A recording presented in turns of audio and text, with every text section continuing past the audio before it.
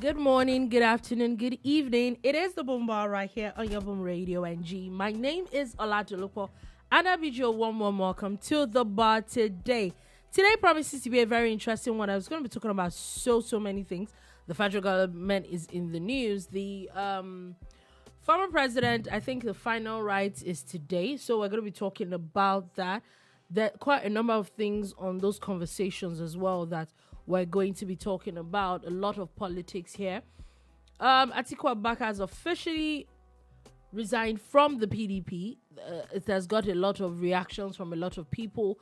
What is happening? Is this is usual thing? What are we going to be seeing? So we'll see what all that is going on at the moment. However, Anambra Government seems to have debunked somebody else's conversation again. We're going to be seeing how much of that we can talk about as well. A bit of finance stories here and there, and maybe if sports stories if time permits us. But sit back, relax, and enjoy today's show as we're going to be doing everything. It is the bar where we have politics, music, and everything else in between. Everything else in between can really be anything else in between. So sit back, relax, and enjoy. But with me in the studio today, it's our usual Sola Rogers. However, it's just not somebody. Another person, as we say, is being called to the bar today. And you might not know for people that listen to Boom Radio a lot, you might know the name, but you might not know the face. Now, we're bringing the face to you live and direct right here at the bar today. It is the president of UM Obot Umana. I'm sure that name that name says a lot to a lot of people right here at the bar. So, welcome, Mr. UM. Thank you so much. It's good to be here. And we all know Sola Rogers, so we're good. Okay, I just want to quickly say that UM Obot Umana is one of the few people in the world that is still concerned about empowering people honestly, about encouraging people to read. And I always be like, yeah, it would encourage people to read because he writes like a madman. I mean it in a good way. is one of the worst writers in the world. You know why I say that? You always give me problems. Those short stories, they just go boom, and I'm like, oh my God, is that the end? And that's actually the end. It's so beautiful, and I don't think there's any other body that does, any human being or writer that does it like you. I think you're one of the best writers I've ever read, and it's not just because I know you. It's because I try to read a lot, and those stories don't get old. You just have people reading them all over again, and I must give you your flowers. Thank you for staying true to the game. Your creativity is off the chain, and I hope the next generation will latch on quick, because at times it's disheartening when you see the way things are going. But maybe with people like you still putting out a lot of projects like that, the world will read again. Thank you. Thank you so much, Rogers. Thank you so much, Sola. Thank you. Even though I don't think I deserve this word, but thank you so very much. Really, thank you so much. Appreciate that. Thank As humble as ever. That's what it is. Dolupo, it's your show. Yep. It's so your bar. So we're definitely, like I said earlier, for anybody that comes to the bar the first time, you're being called to the bar, so it's official. You're now a bar member. Yes, sir. Thank you so much. Okay, so basically, we're going to be talking about quite a number of things today. First things first, the former president. There's been quite a number of rights since Sunday, if I'm correct, when it was announced that he passed on. That's former President Buhari. I think officially today is going to be the last of the ceremonies. There's a third day prayer, but also there's a Federal Executive Council meeting specifically in honor of him at the same time. So it's interesting, the things that were happening. And I would say one thing that I think it's very obvious is that the reception that the presidency gave the former president, I think, has definitely put someone like President Tinubu in some people's good books. Yeah, well, especially the people up north, Muhammadu Buhari, hate him or love him, has this cult followership up north, you know. For someone who was continually bringing in over 10 million votes at every time he tried to contest for president. I think he did that 2 or 3 times before he finally won. He seems to have this massive followership, and when people have cult followerships like that, they can do no wrong in the eyes of their people. And I don't mean the region alone now. Their followers, at times, they cut across different regions in Nigeria. And that's what we saw on display. I saw a whole lot of... there are 2 different types of emotions. People who just can't stand him and who just felt that it was the worst thing that ever happened. And the exact opposite, people who actually revered him and still do in death. So him getting some kind of a state funeral made what Dolupo said happen. In a way, it Some did. people say that it doesn't get better than this. Yeah, a lot of people have felt that way. Some people have also felt that it was misplaced. I've seen people talk about how... I saw a guy, I saw a tweet where he was going on about how no Nigerian president that died even while in government or immediately after got a public holiday or any of those things, that it doesn't feel that they should have done it for Buhari too. But again, like I said, there are 2 sides to this particular discourse. There's hardly any fence per se. It's just maybe people that... There is a fence still though. Yeah, so personally, I'm actually going to ask both of you personally. Do you think that President Buhari was all this that happened in the past couple of days was actually worth it? Or do you think that he deserved it? When? You know, well, he's a former military leader. He's a former president. And as a former president of the Federal Republic of Nigeria, I think that it's just right to just give him a state funeral. That's my own opinion. Because whether we like it or not, like, you know, Roger said, whether he was a good man, bad man, whatever, he's a former president and he deserves that funeral. I mean, I may have disagreed with him personally on a couple of things, but having said that, he's a former president, he deserves a state funeral. Yeah. And one thing I do like about him personally is that he was a very simple man. He was not a man given to much pomp and pageantry. That's one thing I know about him. He was a disciplined man, but how successful he was in taking Nigeria to the El Dorado is subject to another conversation. But I think the issue now is the kind of state funeral that we have given him is well deserved, in my own opinion. Again, Yeah. Sir? Yeah, I think I told Unwem's line, you know, looking at his antecedents, looking at the level that he had attained. The truth is, whether you love him or hate him, in a country of 200 million people or thereabout, not everybody will get to be president, not to talk of being president twice. And if you look at one or two of those things, you'll be like, look, this guy achieved something, no matter how you look at it. There are some people whose lifelong goal, and I'm not really trying to shade anybody, but there are some people whose lifelong goal is just to be called president. And that's it. You are throwing shade.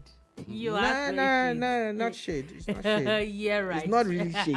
It's not really shade. It's a cover. But they've just not gotten it.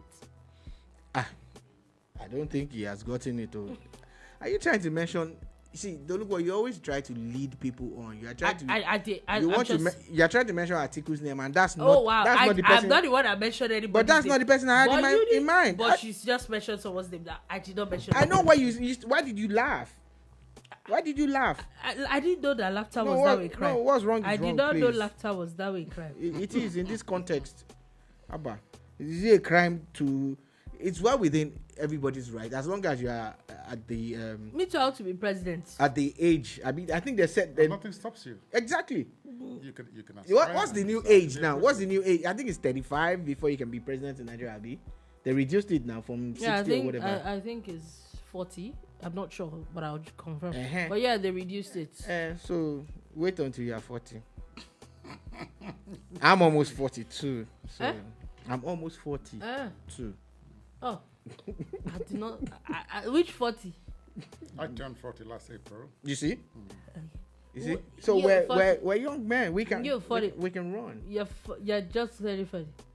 Almost. Oh, okay. Yeah. All right. I will move. I'm trailing. But you were here on Monday when we were talking about what's it called, Buhari, when he was president before. In the 80s. I and read you all those were- things I said. I read Oh them wow, you read it in the book. Yeah. Okay, I was just okay. in the book. Alright. I didn't experience those things. Oh wow, you didn't. All right. There were things that Anyway, we heard about. we're moving on from that.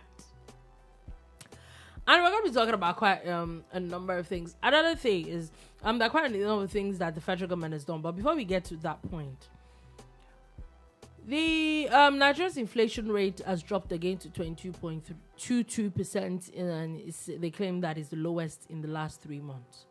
However, as food really, because at the end of the day, even though all these numbers seem to look good on paper, for the regular person, is my food getting cheaper? Is transport cheaper? Is services that I'm paying for, are they cheaper? In my head, that's what, if you tell me inflation has reduced, that's how it affects me. I really don't care about the numbers. Yeah, I kind of agree with you. The whole thing about how, we get all these numbers is the same way I stopped watching business news on TV, because I'm not going to lie. When you're talking about 4 basis points and you're showing me that graph and that chart, it really doesn't mean anything. Because I'm going to go to the fuel station and buy fuel at 1,960 naira or 865 like yesterday. I am going to buy items that I buy on a regular at a certain price. You get? So when you talk about all those things, all those inflation numbers dropping and everything, I can't relate. Now, maybe to the lettered people, to the learned business people who understand numbers, they get it, but I don't. It's very interesting what you just said, Shola, in terms of these numbers.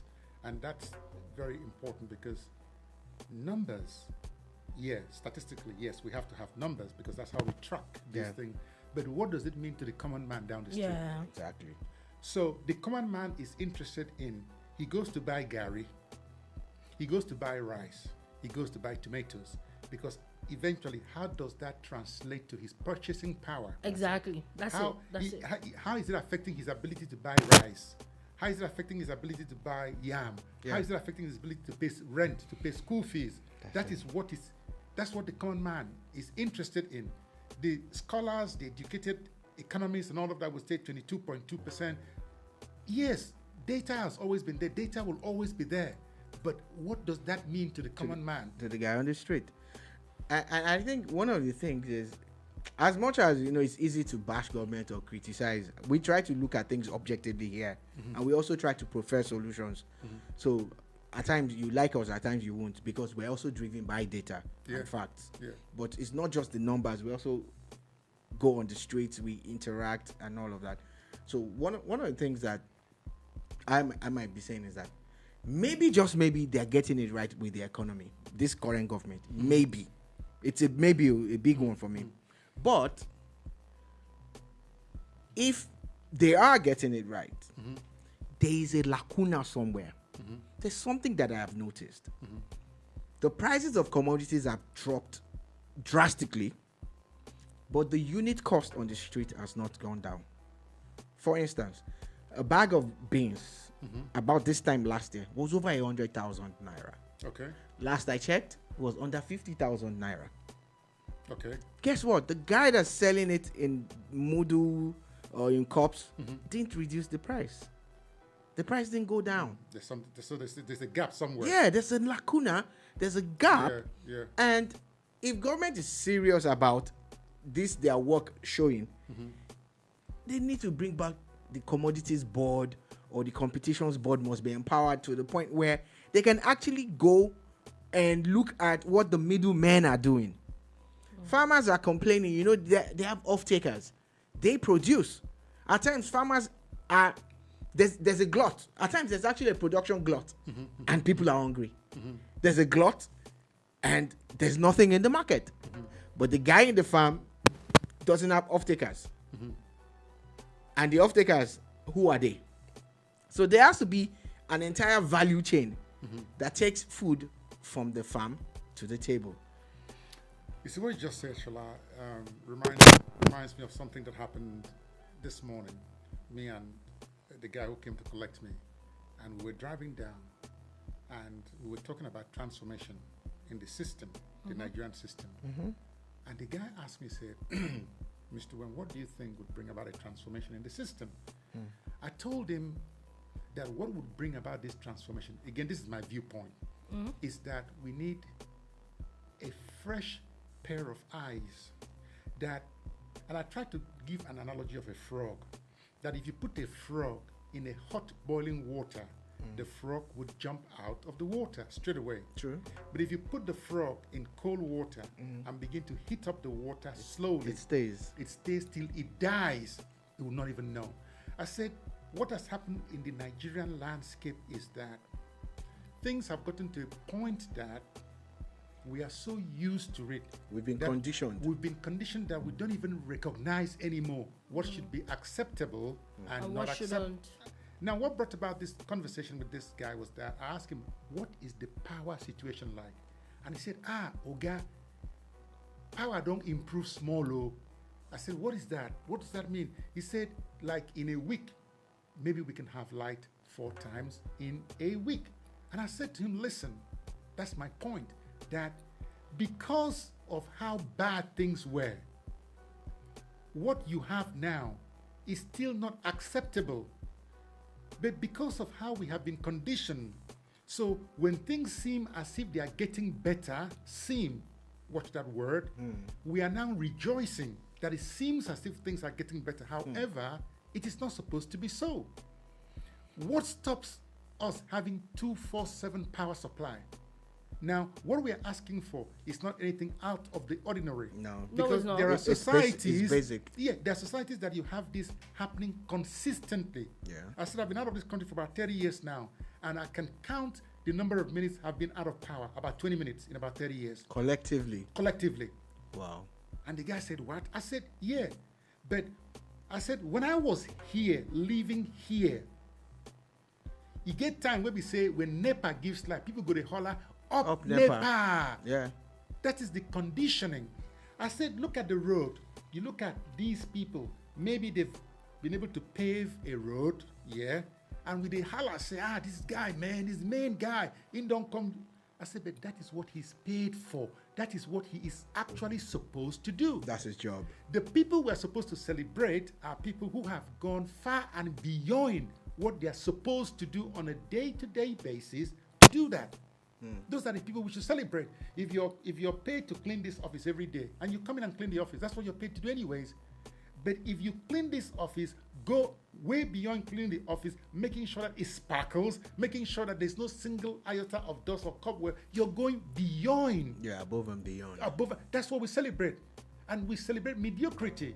So a governor is put into power, he paves a kilometer of road at 10 billion naira per kilometer. We're celebrating him, whereas we know that the cost of paving that road could be probably, the actual cost is probably about maybe 5 million per kilometer. I'm using that hypothetically, not Yeah. But we're celebrating him, but that's what he's paid to do. Anyways, that is what conditioning has made us. So we have come to accept these things, you know what I'm saying, as if it is a norm. It's not. But you also know that the way Nigeria is, 2 things I was going to say is that, take for example, the report that came out today, I said that the first half of the year, stocks in Nigeria have gained about 14 trillion naira. Yeah. Meaning that, and we've seen how if you maybe had bought stock in the last 1 year, how some stock have probably even doubled or tripled. Your portfolio have doubled or tripled. Yeah.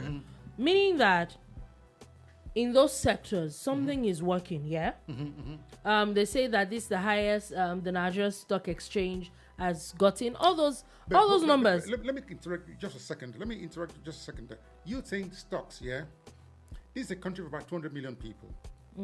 When we talk about stocks, how many people out of That's what I'm trying to. I'm Okay. using that as an example. That is one, stock. Two, take for example power that you say now. If you are someone that lives around where there is what we now know as band A.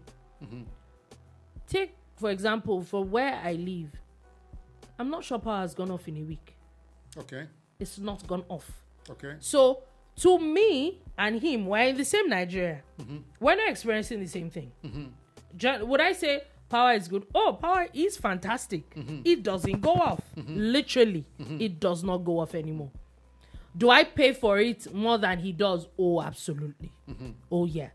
That's what I'm saying. But is it that we're at a point where if you can pay for a certain thing, if you can afford it, in Nigeria now, your level or your living situation will be more comfortable? Is that where we are at the moment now? Now, that is the point you've made. You see, you say where you are, band A. Whosoever introduced the concept of banding, I'm not against it. That's okay. However, what does that do to the psyche of us as Nigerians in terms of access to essential? Because power is essential. Yeah. It's not like you're asking to go to a top-notch hospital where it's like a 5-star hotel. No, we're just talking about essential. The basic amenities. So what you have done is you have segregated. You have categorized that some people can have access to essential while some people may not have access to some essential. Power is essential, whether you like it or not. So now, because you can afford it, band A, you have access to it. So the guy down the street who may not be in a situation to afford it does not have access to it. He is segregated. He is categorized off. Now, where does that leave him? So As that's a what, citizen of the yeah, country. that's what I'm saying. Like, so people that maybe can afford to buy stock are making a lot of money. So you won't tell someone like that the economy is bad. It's not, because I'm making money. Do you understand?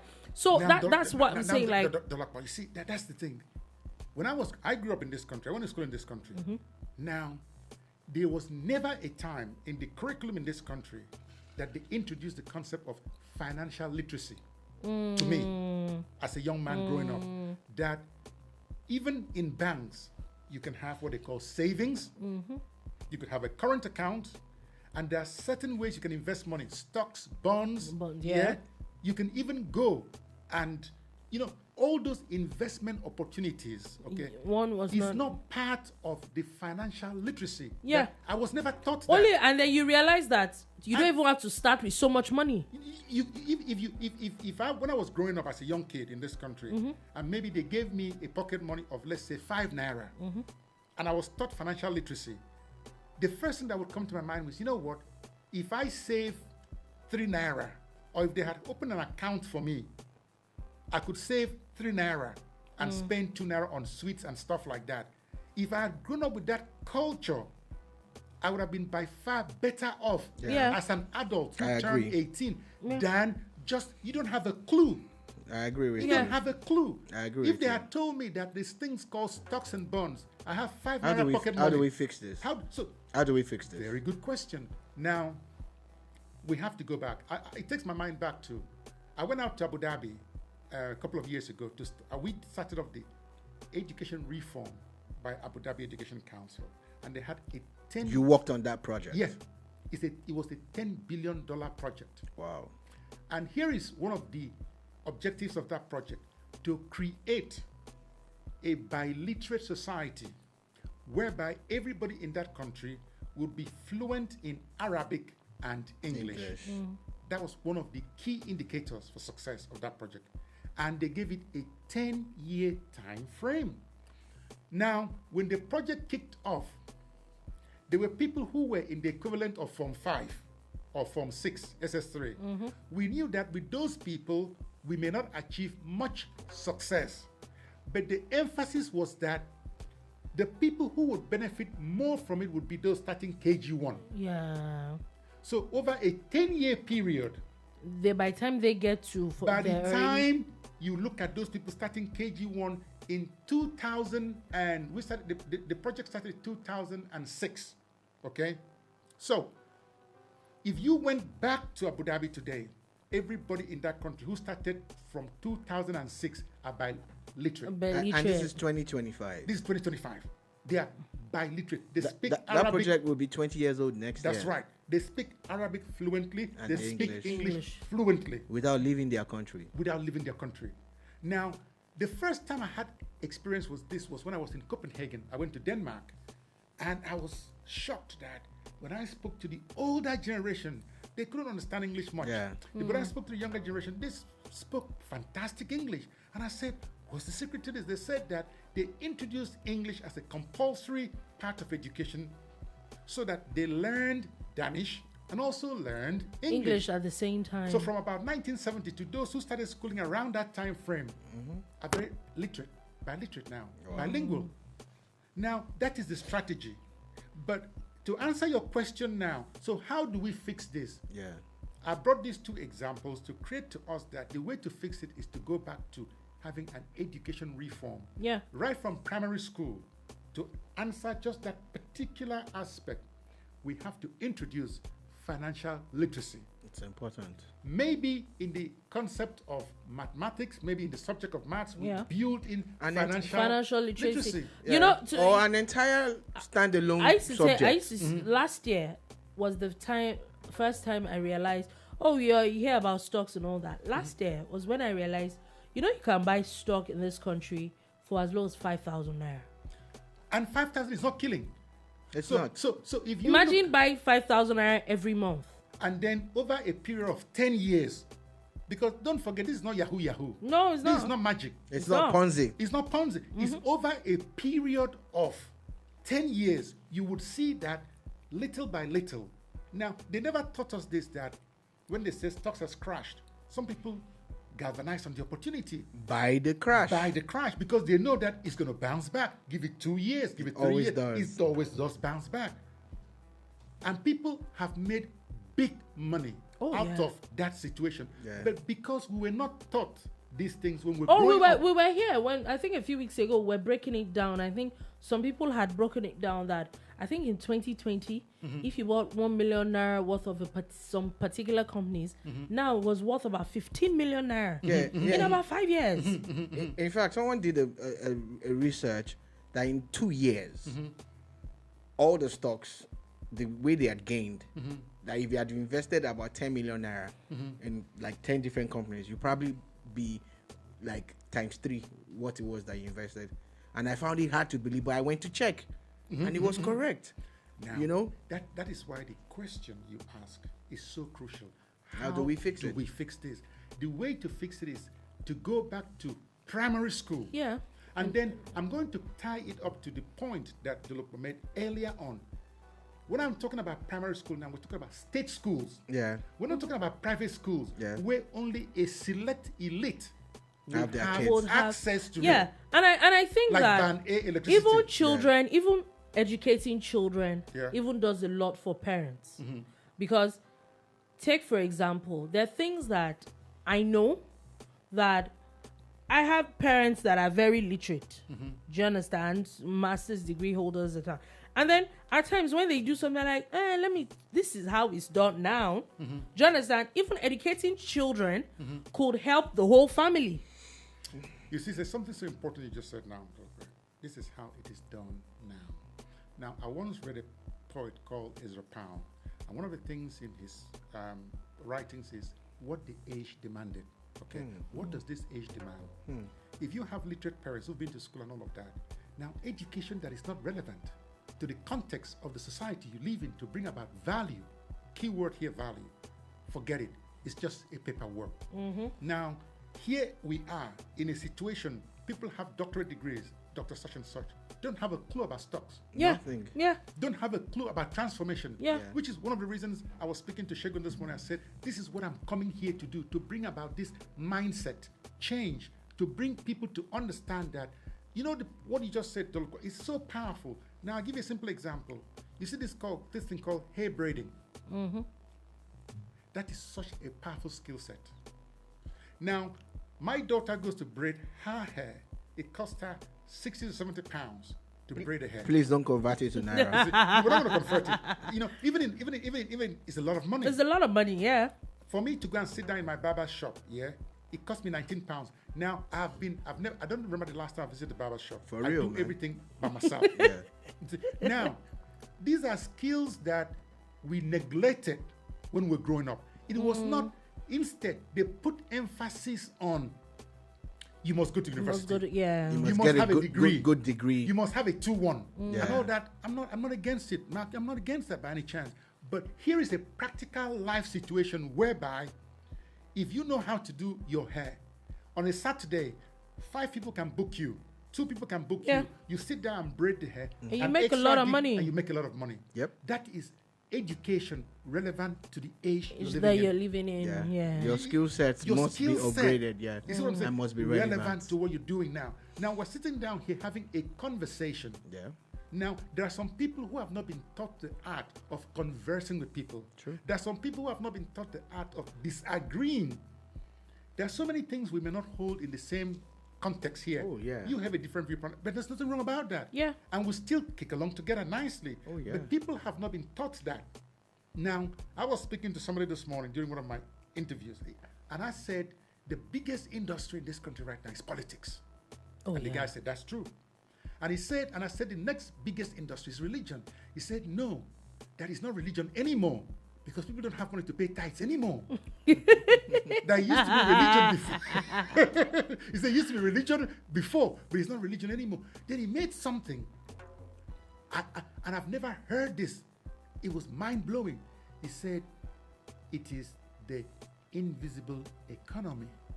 He said, the invisible economy in this country surpasses the visible economy. And I said, break it down for me. What do you mean by that? Yeah. And I found out that it is true. What you see makes an impact to maybe 2% to 3% of the entire population. But what drives the economy of 100, we have supposedly about 200 million people, 5 million people of the elite have access to all the stocks, bonds, blah, blah, blah. You call it whatever you want to call it. But the ordinary Nigerian, the average Nigerian, is being fueled by the invisible economy. He goes to the market, like you said, Sola, a little earlier on. He buys a modu of gari, a modu of rice. The big man goes there, he buys a bag of rice. He takes it to his house. He keeps it in his house. Takes him for a month, 2, 3 months, whatever. He finishes, he goes to do another bulk shopping. But the guy, the average guy down the road, buys 5 tomatoes. Yeah. Buys 1, 2 bulbs of onion. Where Ingo go cook food for that evening, for his meal. He buys a few pieces of chicken. That is what services the economy. Yeah. The guy on the street hawking, that is what services the economy. The things that we cannot quantify, that is fueling about 190 million people. Is what keeps us going. And that data is not properly captured. It's not captured at all. It's not. It's not. So we are looking at that data. So by the time you look at it, I was looking at the value of education this morning. And I said, you know what? When they say that minimum education, it's a very powerful thing. Now, in this country, the minimum education should be SS3. Yeah. You know, so when you have secondary education, you can read and write. You're supposed to have some level of numeracy skills, some literacy skills, and the greatest blockage we have, like I was telling this guy this morning, I said the greatest blockage we have is this so-called colonial thing. Now, a lot of people will speak. You know, you go to England today. A lot of people will. They think that that's being smart. Nah. There's nothing wrong about that. You can talk. There's nothing wrong about that. But you see people coming from Japan, coming from other parts of the world to England, China, and they just barely manage to speak English. As long as they can speak what you and I can understand, that's communication is taking place. Now, here we are in this country. English is supposed to be our first language in this country. Okay, just for a minute, imagine if you were to teach the concept of physics in Yoruba. yeah, You know, some If you people were- have started those things. If now. you were to teach the concept of chemistry, in Chemistry, Yoruba, yeah. if you were to teach the concept You know, I of used to have a biology in Yoruba, lecturer at university. This is UK taught doctor, and there's something she always says. She'll tell you that if I teach you something and you cannot explain it back to me in your mother tongue, you don't understand it yet. Now, here is the question. Here is a question. Well, not a question / comment. The mother tongue has actually been lost because of the so-called colonial mentality. Yeah. We believe that if we raise our children to be speaking Queen's English, that is a massive achievement. Okay? So when you ask a child a question, he answers you in Queen's English. They say, superb, you know, that's my school fees, that's where it's going to. And the guy can't speak his language. So how will this guy be able to explain it back to you in the if mother tongue? They don't even understand the They basic. don't get it. That's what fella referred to as colo mentality. It's interesting. It's a very interesting conversation, but this conversation will not end if we keep going. Yeah. But I'm going to just do your thing. But when you let's breeze through a couple of stories that are on our schedule, then we need to talk about William's project. Yeah, we do. We definitely do. Quickly, just wanted to put this out there. The Security and Exchange Commission has now said they're launching an investigation into 79 suspected Ponzi schemes around the country. And this is for me, I think that looks like the SEC has officially woken up out of their slumber. You rarely hear them. But they the are now past proactive. 2-3 months now, they'll be talking. They tell you that, oh, this thing is a Ponzi scheme. People need to be wary of it or not. Because really, there's so many Ponzi schemes now. You're like, what the hell? There's an epiphany. There's this bulb moment that I had when you were reading that. And I'm going to ask this. You're widely traveled. Miss Eva, I try small. Do you think that the proliferation of Ponzi schemes is also preeminent in other countries as compared to Nigeria? You know that's a very important question, Shola. But here is the uniqueness of our society. You know, every society is unique, governed by laws, governed by regulations, and that is what dictates how each country operates. Now, in this country, for example, people hawk on the street. Oh, steady. Children hawk, but that doesn't happen in some other countries. Now, I was speaking to Shego this morning. I said, if we say this bus is carrying people are death traps, the next question is, why are they on the road? Why are they on the road, and what are you going to replace them with? How are you? Because this same death traps is what is fueling the economy. Is sustaining some people. Point A to point B. So how do we replace that? There's got to be a strategy in place. So the same thing with these Ponzi schemes. Now, in the Nigerian landscape, it is a viable means of people getting wealthy. We can question the ethicality of it. We can question the morality of it. We can question it as much as we want to question. But it has provided a genuine source of livelihood for some people. Until it crashes. And if you do a root cause analysis of why it crashes, either the parent company pulls out of the country because they came in here to suck us. So they pull out of the country. And when they pull out of the country, because the legislation was not enough to bring them back in, to hold them accountable, then the people on ground are held accountable. They are the ones who run into trouble. If you come to me, Shola, and say to me, well, oh boy, I don't find something where I think it's a better thing. Come, me trusting you as a buddy. It's okay. I go carry maybe my papa land, sell.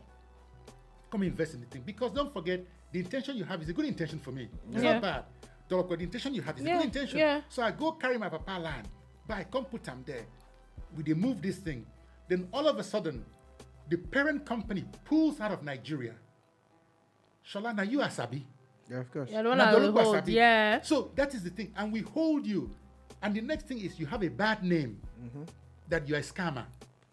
But don't forget that that is not the true story. Yeah. So the reason why I said that is that if we had some kind of national awakening, some kind of orientation to realize that if it sounds too good to be true, it is too good. Oh, I'm so sorry, guys. It's too good to be true.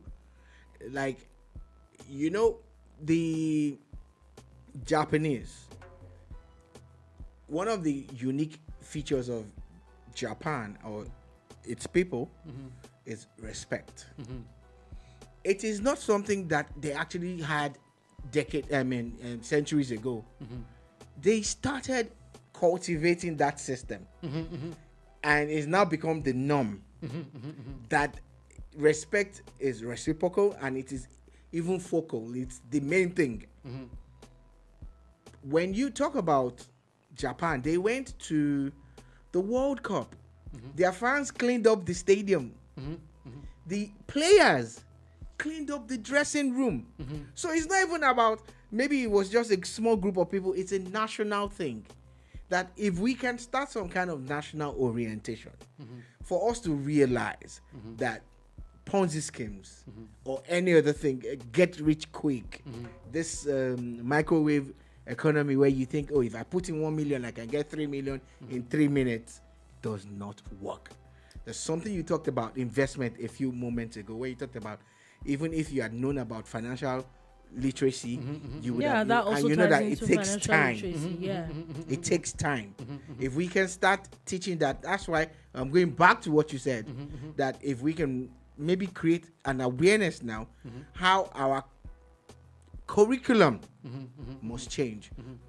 Was at the kids' school yesterday for prize giving day, and the proprietor said, from next session, chess is now a subject. It's no longer part of their club. They have club on Wednesdays and Thursdays, but chess is now going to be a subject. It's going to be treated as a subject. That's powerful. Do you understand? That is so powerful. And she's doing that on her own in her own school. Picture the entire nation That is so teaching powerful. our kids chess in primary school. That is strategy. That is thinking strategically. I put my kids onto chess. My boy he's a part of the chess club, and he's always like, let's play. I'm like, I'm waiting for the day you beat me, and he thinks I'm joking. I'm serious. So we play, and in the space of 2-3 months, I see that he's better than what he was before because he needs that exposure. And I told him about how chess more or less messed me up. If you look at the tiles on the floor, I see chess everywhere. That's how I play. Like, oh, the knight goes this way. Yesterday, we're walking through this corridor, and he's showing me, Daddy, stop, 1 step right, 1 step left. I'm like, okay, you caught the bug.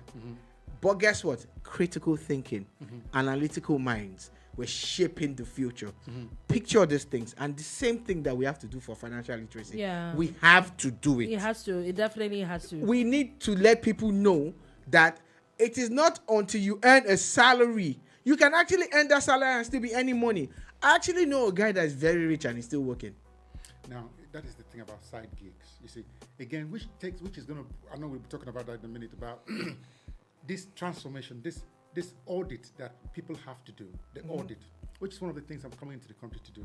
You see, when you have the opportunity to audit your skills, what skills do you have?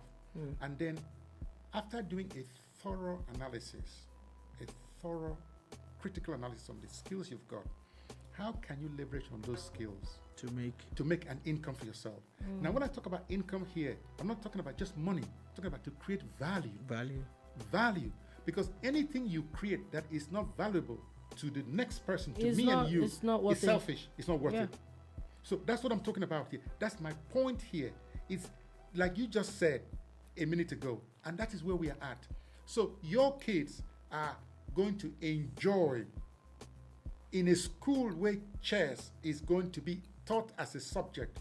And I said to Dolupo a little earlier on, I'm not talking about that few privileged people. We're talking about the general populace. We're talking about the 180 million Nigerians in state schools, product of state schools. Are they having access to these? Same. Exactly. So that's why we need to change it. You see what I'm saying? And how do we do the it? whole system. Exactly. It really has to change. Anyway, this has been really very interesting conversation that we've been having. Quickly, Atiku Abubakar has resigned from the PDP, citing irreconcilable differences. Yeah, that's what people say in a bad divorce. And what a lot of people have been talking about is that this is not your first time. Not his second time. Not too. his second time that he's been. Like they say, it's not your first rodeo. It's not his first time, and that it's more like the PDP is not serving him anymore, or more like maybe it looks like the man has quickly realized the PDP is not going to give him the tickets, and he really wants to be president. I have 4 letters for them, which makes one word: WIKE. Wike. It's not going to allow him. You know, he said that they were going to leave again. He said that they always leave when they can't get what they want. He said it. People don't like Yanson Wike. Yeah, I get that. But the bottom line is that it's politics, and people would do whatever they have to do. Of course, the Atikus of this world have done what they have to do too. And Wike said, you will leave this party. I know you guys will leave the party. The sad part is that he has played by the book as much as they don't like him. And that's why he has the upper hand. They had a problem with their ex-co, and they tried to kick out a secretary that was duly elected, and who happens to be Wike's man. And the guy stuck to his guns. They went to court and all of that. Now they found out that they can't function. A party cannot function without the chairman and the secretary. So they have cornered the chairman, more or less, but they can't corner the secretary.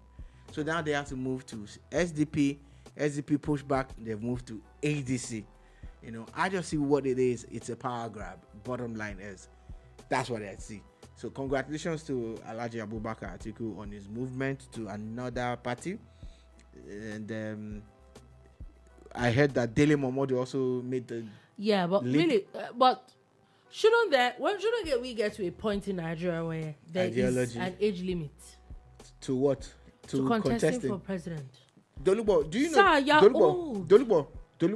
This man is he has been Dolupo. contesting elections as old as I am. Dolupo, you know why I won't agree with you. Why? I like that angle, but I won't agree. Wole Soyinka, how old is he? He's 91. 91. Wole Soyinka is 91. Emeka Anyako, you might want to, he's alive and he's very active. You might want to Google, check his age. You get, for those exceptional cases, I won't put a cap on it. But so you will be okay if Wole Soyinka was to be president now? Wait now, be calming down. I'm just saying that there might be exceptional cases.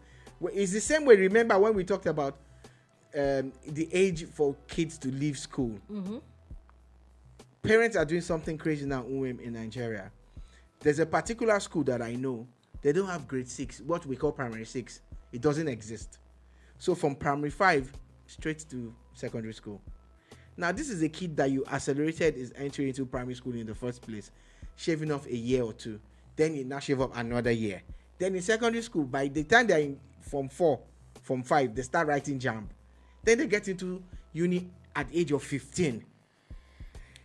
Then you want them to be graduates at the age of 18, 19, 20. And I said, my experience in university has shown me that you don't need to rush into university. But Nigerian parents have now made it a thing. It's a standard. So that's why I said I would rather put a cap on the age of kids that are going to uni. But the same way, I don't want to put a cap on people who can contest if they can pass every single test. See, I have a different viewpoint there, Shola. Yeah, please go ahead. And it's still okay. Yes, please. That's why it's a bar. That's why we're here. I think that there should be a cap. Good. I don't think that people like Soyinka should contest. Yeah. That's personally. No, I'm not asking the Wole Soyinka. I'm just saying that. I'm looking at his age, even though he's those exceptions. Yeah, I don't think we should. I agree. Yeah, it's fine. I agree with you. That's fine. I don't agree with you, but I'm listening to you. Yeah. I think that the office of presidency, for example, is a very demanding office. We need people who are going to be in tune with the age we are living in. We are living in the age of so much technological advancement right now. Rapid AI advancement. We need people who can be in tune. Now, you and I, Shola, all of us sitting on this bar right now, there are some certain things that we struggle with. Yeah. Just because of the age we came from. But to some people who were born in the last 10, 20 years, it's not a big deal to them. Yes. Normal. It's just normal. Yeah. But for us, to transition from one capability to another capability is a big struggle. It's tough. But the other people, they are here. You see people texting, for example, the young people, it goes like this, and they're done. But you and I will be. You know what I'm saying? Because that's the age they live in. They're born into the age. Okay. An age of transgenderism. Somebody tells me that. I feel like a boy. I wake up one morning and I I feel used to different. be a school teacher, okay? I go to school on a Friday. I see Michael on a Friday. On Monday, Michael is coming back as Angelina. I struggle with that. Yeah. But to some people in this age, what's the big deal? It's okay. It's normal. Yeah. So there's some things we struggle with. So the same thing right now. If we say we need somebody to be a president, in my own opinion, the cap should be 60. Again, that's I was going to ask you what the cap was. That's purely my own opinion. You know what I'm saying? It does be left for that for the if you're constitutional 60, amendment. Yeah. if you're 60, you can contest for president. Well, above 60.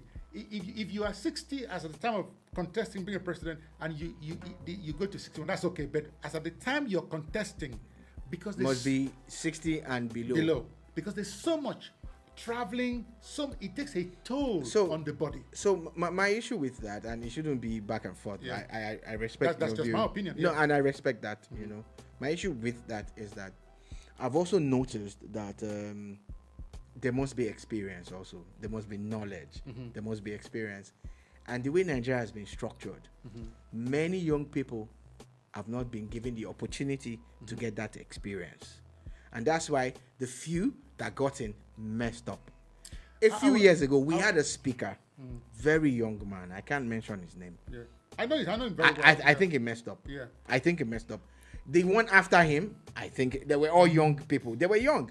A few years ago, we had a governor, very young guy. I think he messed up too. A white lion. I didn't mention names. White So I'm lion. just saying that there must be a balance, and it doesn't have to do with age. Let me ask you a Oh question. my God. Let me ask you a question, Shola. Yes, the data we have right now shows that the young people we had in those places messed up. Yeah. The data. Yeah. Now, let's look at it. Let's trace it back. In over 200 million people, and we have maybe 3, 4, 5 people, is that a true representation? That's number one.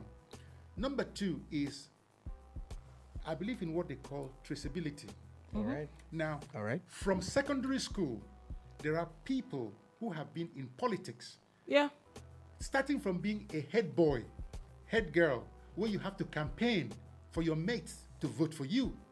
You move from there, director of socials, you move to a university, department, SUG, government, director of socials. These are all grounds to gain experience. experience, so that by the time you move from there to local government, I don't very much believe in this getting people from nowhere, from just nowhere, no traceable history And of just I just want to be credibility, president. Yeah. of credibility and integrity, no traceability. Yeah. I'm going to ask Q and suggest something if it's okay by you. Yeah.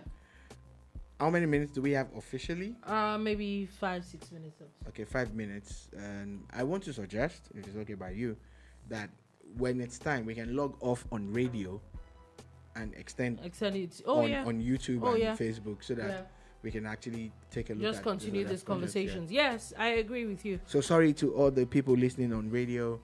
At the official time, we will be signing off on radio in 6 minutes time. Yeah, at about but we'll 6 minutes continue time. on YouTube. So if you're only listening, you can go join us on YouTube And Facebook. So it's very interesting, yeah. And why? Okay, take for example now. Next conversation I'm going to have you talk about is about someone that wants to be president. However, he's in his 60s.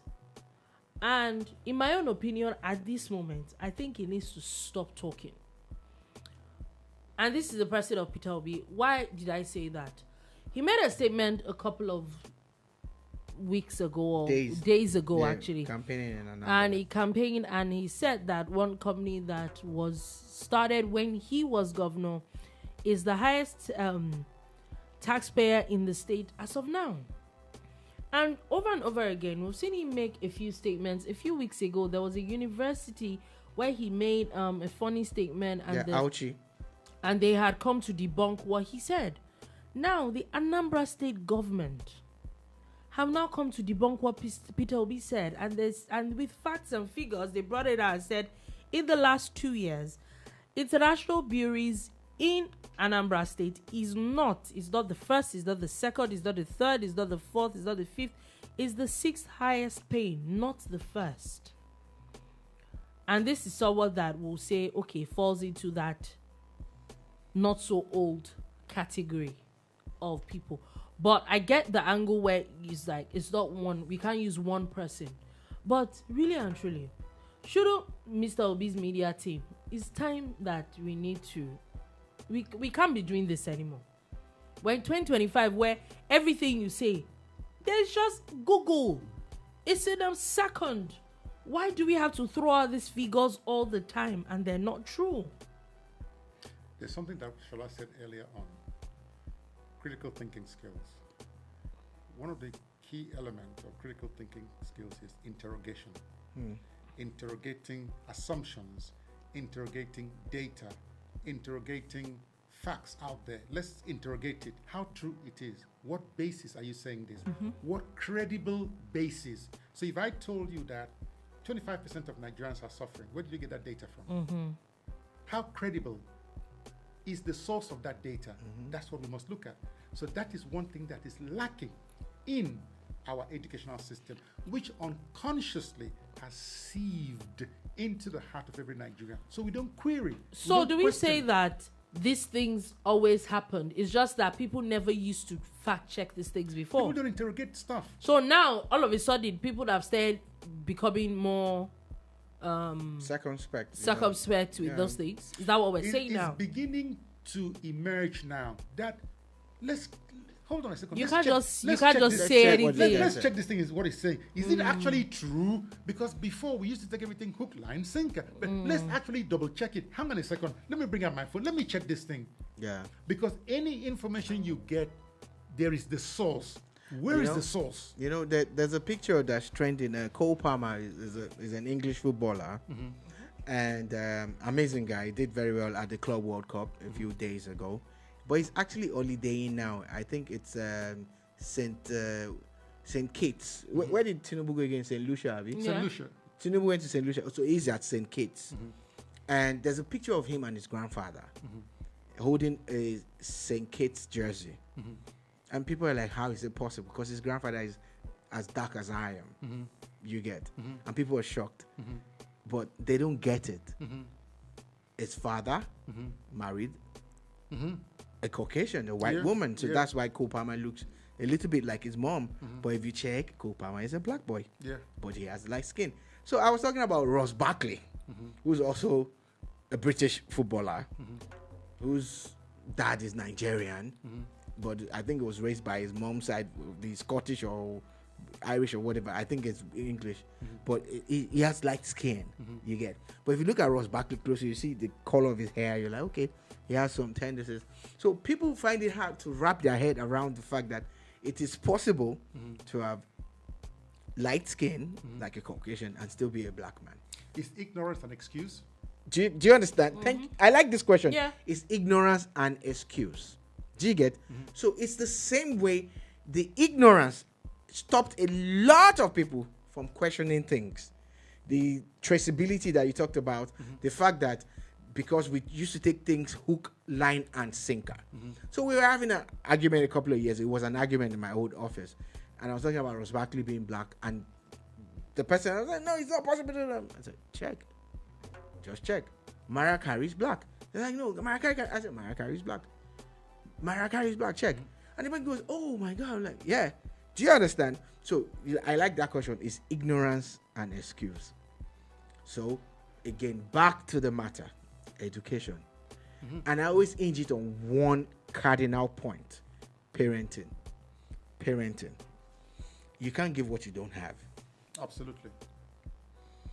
Dolupo. So it's interesting. But back to my question: do you really think Peter Obi needs to stop at this point? He can't stop. Peter Obi has an ambition. He wants to be president of Nigeria. But it's not looking good. No, it's not looking bad too, because he has an army of supporters. But that's his right too. Yeah, to aspire. So it's not looking bad. What I just see is that it needs to chill on the data, because too many times he's put out data that has been controverted. People have come out to say, partially true, not true. In fact, I think he's the most fact-checked politician in Nigeria, because now he has reputation. There was I can't count the number of videos. There was one where he was calculating 2 point something by 2 something. Go and verify, and people actually made a video where they went to verify, and it was way off the mark. Now, way off the mark. Now that takes us to one thing, which is the fact that for my village, we get proverb where they talk say, when king mess, then the smell past. Walai. You know, there are some things that I can say and get away with. Oh yeah. Yeah. But if you are in the forefront, Watch what you say. Whatever you say carries weight. People will double check it. If you say 2.65 and then it is actually 2.60, they will hold you. You said 5. If I say 2.60, okay, it's close. It's close now. It's close but now. for you, as a head of state or a president or a governor, saying 2.60, so that means you don't have your fact. There are some mistakes you cannot You should not afford make to make. Radio. Instead, make safe statements like I think it's about 6 point this, it's about this, it's about this. You know what I'm saying? So that it's safe. Anybody can say you say it's about, you're not too sure. You know. All right. Alrighty, so we're going to be going off radio now. Thank you for listening. Thank you so much. We'll be back again tomorrow at 3 p.m. West African time to give you another wonderful edition of the Boom Bar. For people that are watching, we're still definitely on. We're still on right now. I don't think this hasn't happened in like forever. Yeah, but you know, it's gist. We're going definitely going out with our gist. But before we continue the gist, since we're on right now, let's go and pivot a little bit to UM and let's see. needs to explain to us, give us an insight of what exactly you're doing right now. Yeah, because please move forward. So we know that you're not based in Nigeria, and in the last 2 months you've been here. You've been to Nigeria twice now. Mm-hmm. So what's going on? What's bringing you back, and what's happening on Monday? Yeah, it's about you've been talking a lot about this, education. You've been talking a lot about how we are not able, that mindset. We're talking about not being able to interrogate things. We're talking about a lot of things that people should do, ought to, they're not doing it.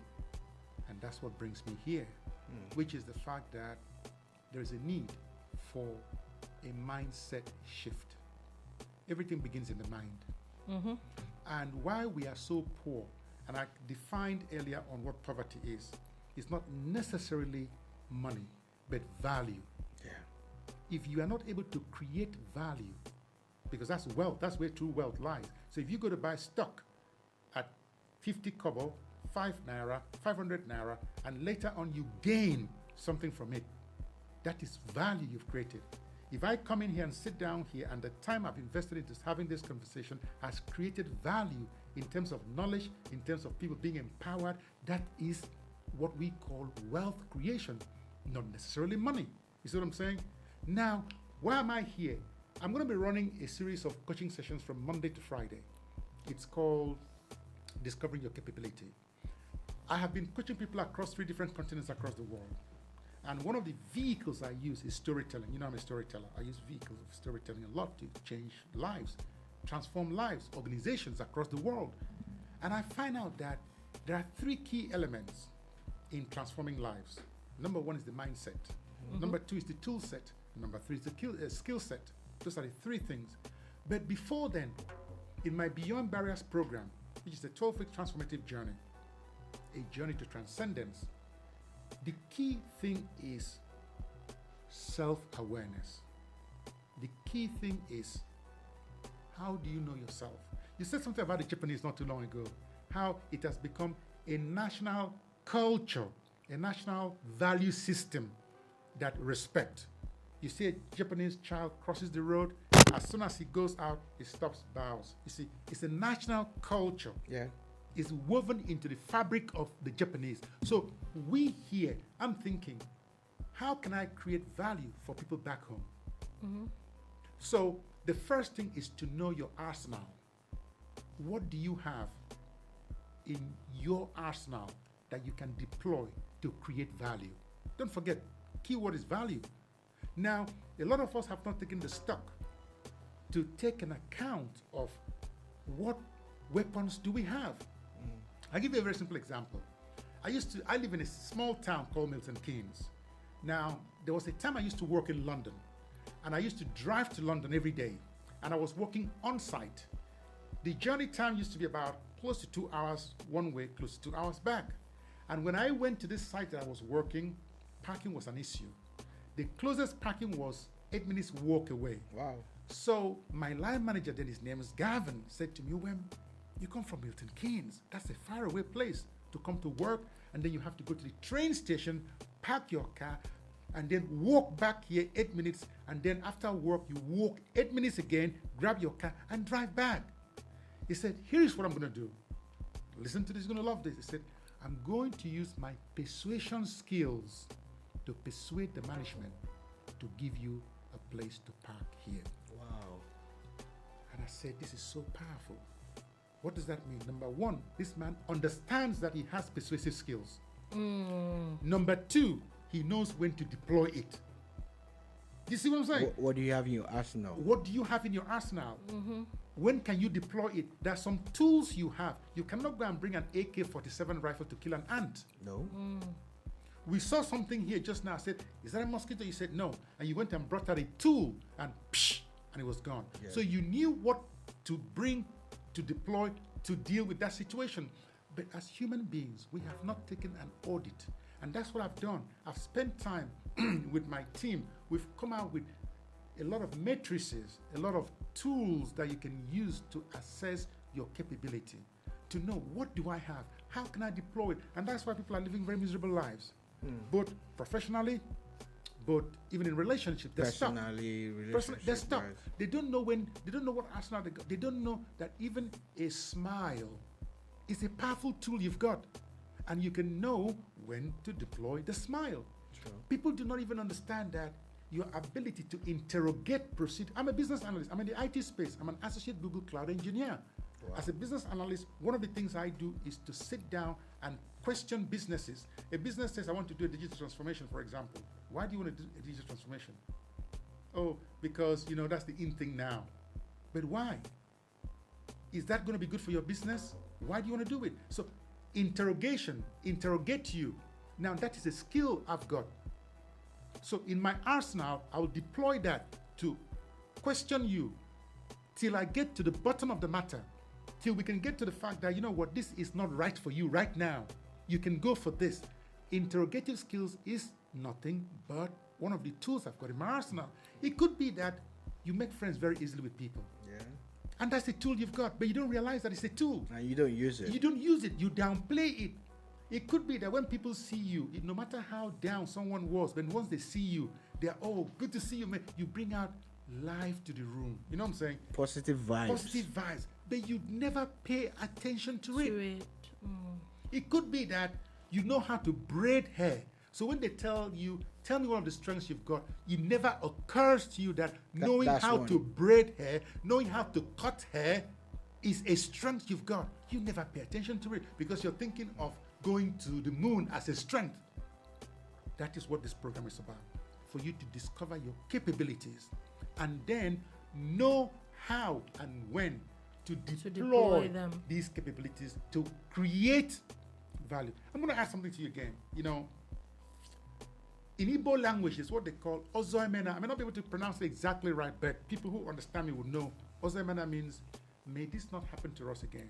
All right. It's like if you've been in a situation where you've been having one misfortune to another misfortune, or you're trying to do a business. They say the business nearly clicked. Nearly. It doesn't click, but nearly. We almost won the World Cup. We lost it on penalties. We almost. And you say, "No, we don't want that to repeat again." Now, you're simply doing what we call avoidance. He almost got a child. He almost got married to that girl. That girl ditched him at the last minute. Almost. So the next relationship he goes into, he's going in with the mindset of, "May this not happen to me again." As opposed to creating a value. What do I want? When you're doing the avoidance tactics, the avoidance game, you're not creating anything. So what I'm talking about, what I'm bringing to the table is a shift equivalent to an earthquake.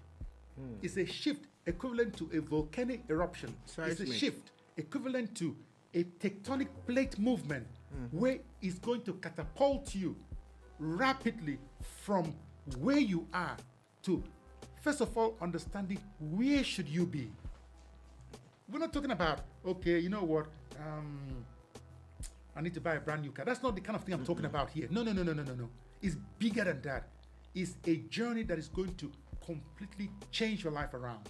I've changed people's lives across the world, and I thought, I want people back home to benefit from this.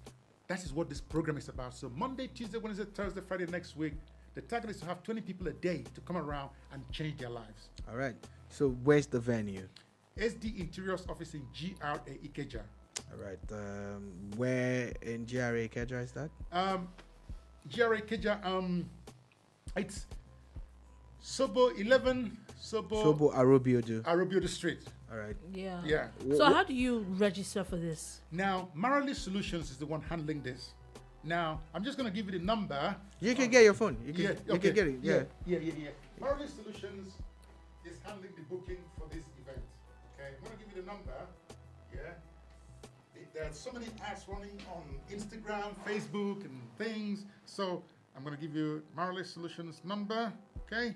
So this is the number to call. You know. Let's see. So here we go. Plus 234 803 332 0512. Can you say that again? Plus 234 803 332 0512. Okay. One more time. Plus 234 Okay. 803 332 0512. All right, this is still your Boom Radio NG reaching you from Lagos, Nigeria. It's a beautiful day. We're hanging out with the amazing Unwem Umbot Umana and Ola Dolupo Sola Roger still holding it down at the bar. This is our own contribution to you.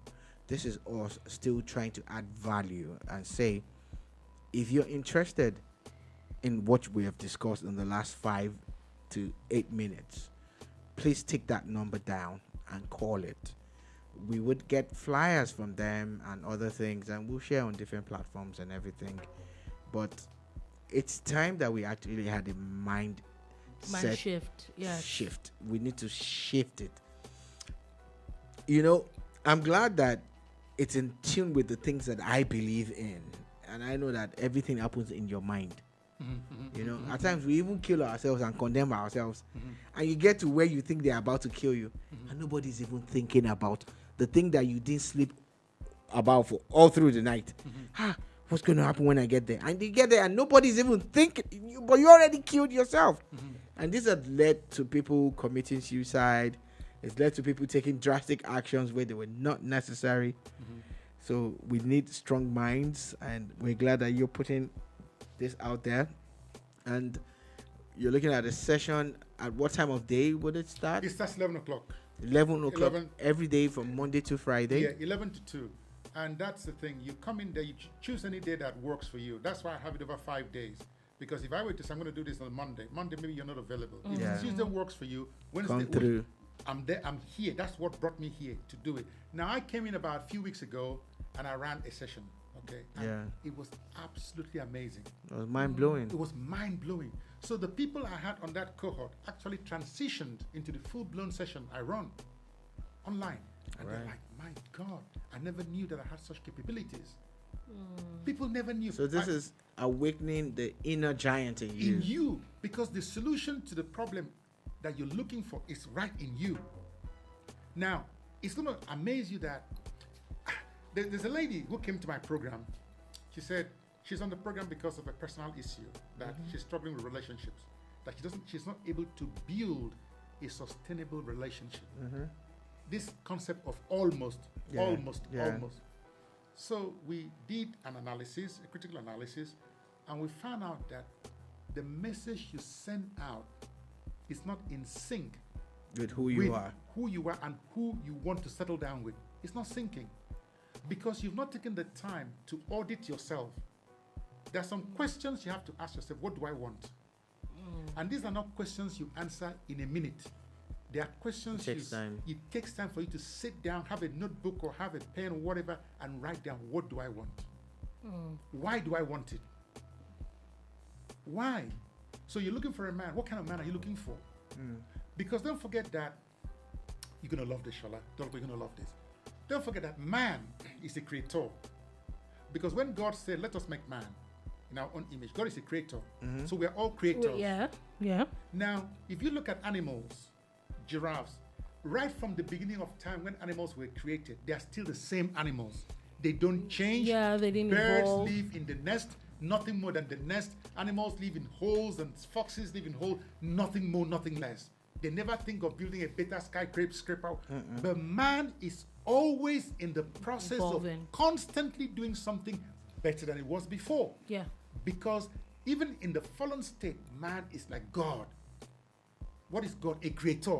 Man is always creating. Let's create a better car. Let's move from fossil fuel to hybrid, from hybrid to electric car. Let's move from this PC to this. Let's move to a better version of a phone. Let's all use type C. We're always moving because that is how God is. That's what we're supposed to be. Now, if you don't sit down to look at your capability and say, these are the things in my arsenal. Do you know that I've got people on my program, they've come out from my program and they've gone to open restaurants. Wow. I know a guy, Michael, is in Manchester. He loves cooking. And we told him, why don't you open your business? He said, where do I start from? He didn't have a clue where to start from. He didn't have a clue. He said, I don't have money to open a restaurant. I said, listen, calm down. Let's give you an idea. Number one, start cooking on weekends. Invite your friends to come around and eat. When they come around to eat, tell them to give you feedback. There's a price to pay for everything in life anyways. Just tell them, give you feedback. Oh, this thing is nice, man. I love this, your suya. I love this, your soup. Fine. Then, after a while, tell them, so this thing will be free, Anything you chip in towards it will be appreciated. You come around, you have nice grow in my place. You know what I'm saying? If you chip in a little thing, this one will say, okay, I chip in 5 quid. This one's I chip in 10. This one's 15. That's okay. But unconsciously, you're beginning to send out signals. So if you, Shola, you're having guests come over your house, you're in your studio day and night, you don't have time. Michael, I beg, if you arrange soup for me, maybe 2 liters of soup, I beg, how much it will cost me? Michael will arrange it for you. You have guests, you don't need to worry about cooking or whatever. Boom. You see, we are sending out signals. We're sending out signals of who you are. Then a time will now come, Michael will say, you know what? I can do this, I can do this, I can do this. You want food around Manchester area, I can deliver to you. You want a birthday party, that is how you start. Then scalability comes in. And then... Now, Michael is doing his 9 to 5, but it's a side gig. A side gig that he does on weekends. Now, a time will come that he will transition from 9 to 5 into this fully, because nobody enjoys putting in CV. You're beginning to create value that people begin to put CV to you. So when you're taking people on board to cook like you, they're going to cook your recipe. All right. Not their recipe, your recipe. Because that's why people are coming to you in the first place. Yeah. I like the way you spice your fish. So the person where they come do fish for, they come spice fish in own way. Yeah. It is your way. That is the value creation we're talking about here. That is wealth we're talking about here. That mindset shift of the fact that I can actually do it is what I'm here to do. All right. Okay. I'm sure that this would resonate with you if you are looking for a brand new thing and that thing is still within you. And how can people get in touch with you beyond the phone number you dropped for the organization of that event? Yeah. How can people reach you? I'm on Instagram, I'm on TikTok, I'm everywhere. So what you need to do is go to TikTok, go and look for Uwem. If you type me on Google, Uwem Umana, UWEM, then UMANA. I repeat that, UWEMUMAN, you find me. Okay, Enrich Your Mind, you find me there. Yeah. Okay, just go in there, type in Enrich Your Mind. So I'm TikTok, I'm in Wattpad, I'm on Amazon. My books are on Amazon. You go to Kindles. Yeah, I've got some stuff on Amazon there. Yeah, you go to YouTube, I'm there. You go to Facebook, I'm there. You're Instagram, on YouTube as Enrich Your Mind. As Enrich Your Mind. So Enrich Your Mind. Yeah. Please subscribe to his channel. Subscribe to Boom Radio NG also. Yeah. Follow him on all these platforms. And Boom here. Yeah. Which is my stories here, you know. Every 11 a.m. from Monday through Saturday, there's Enrich Your Mind, and you help us beg him to give us new stories. You know, we are begging. We are not proud. We are not proud. We are not proud. So that one of the feedback I got is, you people are repeating those stories. I'm like, sorry, no vex. You know, but it's been a lot, and I can guarantee you guys one thing: we're gonna do this again. We're gonna do this again. We'll probably be even more dedicated to the things that has to say, but we're gonna do this again. Definitely. Quickly before we go, that's let's actually a few things I wanted to. Please, let's run through. There's a story that sisters kidnapped their brother over 30 million naira ransom. Now, the interesting part of this story. They got paid. Wait, two sisters. Sorry. One is a civil defense officer. One is an immigration officer. Law enforcement. Kidnapped their own brother. Yep. I was like... For you to be talking about it, that means they got busted. Oh, yeah, they did. They definitely did. So they didn't get paid? No. Yeah. I hope they will rot in jail. They have not been arrested by the anti-cult squad of the Enugu State Police. It's. Oh, this happened in Enugu. Oh yes, happened in Enugu State. Anyway, for people that are following it, Speed Darlington has now sued NAPTIP for saying that they wrongfully put out his picture as a wanted person, and he's suing them for 3 billion naira. Amazing. It's well within his rights to sue. That's what the Constitution allows you. If you feel don't sue if you don't have. No, Dolupo. It's well within his rights. They declared him wanted for an alleged crime that he had committed. He could have just gone and then cleared his name. No. He's decided to go this route. It's well within his right. Whatever happens in court is now up to the judiciary to do the right thing. And with Darlington, I hope you know what you're doing. Anyway, the Nigerian police have said that there are 151 of the senior police officers that are under investigation for different things. Just 151? Just? Oh, was that my response? Yes. That was automated. It was a bot. Keep up the investigation. But now let's leave the jokes aside. The truth is that just maybe, these guys are onto something, because I'm seeing some things that is the least expected from this government, and I'm seeing it, and I'm like, okay, maybe we need to cut them some slack. But will this come to fruition? Uwem, your thoughts? I've given a lot of my thoughts today. Oh yeah, please. And that story is not a story I'm very, very familiar with. And stories that I'm not very, very familiar with, you need to be. I wouldn't, because again, somebody would say, but that's what he said. Mm-hmm. So you need to be guarded. Yeah, so I would like to get a little bit more background before I can make comments. Fantastic. Yeah, does that make sense? That. Yeah, a lot of sense actually. Anyway, so it's fine. It's definitely fine. Quickly, just before we leave, the UK is set to lower the voting age in general elections to age 16. Well, yeah. Some countries, even younger people are getting married legally, so 16 can be allowed. Funny enough, when you give it, I don't think the age is the problem. I think. But do they really understand? Voter apathy. Voter apathy or voter education. That education leads to apathy, lack of it, and it's not a UK thing. It's not a Nigerian thing. It's a global thing. Yeah. I'm thinking, does a 16-year-old really understand? Barack Obama made voting cool with his door-to-door campaigns and everything. And I think that was one of the first times that America saw an upsurge in the number of first-time voters. Mm-hmm. I don't know what he did, but whatever he did, it made people want to vote. Mm-hmm. And the elections in my country and other places, and you're checking and you look at the demographic and you're like, yeah, you get. Mm-hmm. So the way we're hoping that we can do a mindset shift when it comes to it, look, let me quickly round it up because I don't want to talk. There are 96 million registered voters in Nigeria. Mm-hmm. The last election, Tinubu got 8-point-something million votes. Mm-hmm. Atiku got 6-point-something. Obi got 6-point-something. Mm-hmm. Add it up together with the other guys, it's not up to 30 million people that voted of 96 million. Mm-hmm. That's a fraction of the number.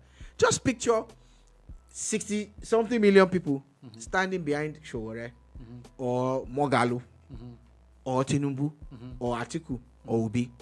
There's no argument, no talk, no rigging, because everybody says that the bulk of the people. But you know what? On election day, when I go to vote, I have to walk miles to vote. People are playing football. People are in their homes. The people that were arguing the day before, they're not coming out. Yeah. Then you come on Monday, on Tuesday, to say they rigged. They didn't rig. You rigged. You sat inside your house. You didn't vote. So that's what we're talking about now, that mindset shift. So mindset shift on every level, including participating in elections. Anyway, on that note, that is all we have to take today on the Boom Bar. Thank you for listening. Thank you so much for watching. We'll be back again tomorrow. Tomorrow is Friday. It's the TGIF edition. New Music Friday. The bar. It's New Music Friday. It's a lot of entertainment just tomorrow. So have a beautiful, beautiful day. And thank you, for coming to the bar. We hope to see more of you at the bar. Thank you so much. Before you let him go, are we still recording audio? No. Okay, so we'll do the off air then. Alrighty. I was going to do the good music thing with him. We're doing that. We'll do that off air. Alrighty, so have a beautiful, beautiful day ahead and see you tomorrow at 3 p.m. Thanks for watching. Thank you.